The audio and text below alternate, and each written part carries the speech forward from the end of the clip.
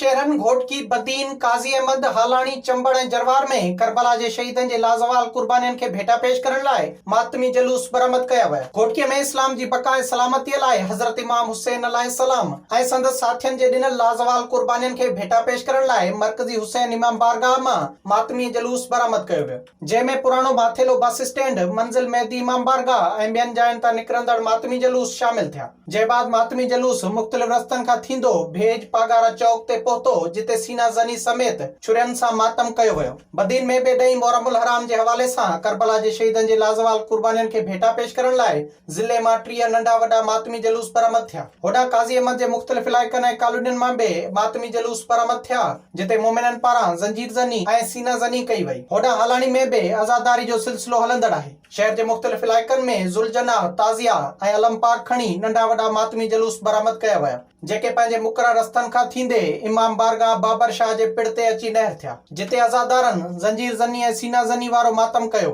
होॾां चंबड़ जे मुख़्तलिफ़ ॻोठनि जे इमाम बारगाहनि ऐं पिणनि तां 50 खां वधीक जलूस संजर चांग रोड आचर इमाम बारगाह ते गॾु थिया, जिते नुआ ख़्वानी ऐं सीना ज़नी कई वई। जॾहिं त मरकज़ी जलूस जे गुज़रगाहनि ते सिक्योरिटीअ जा इंतज़ाम इंतहाई सख़्त कया विया।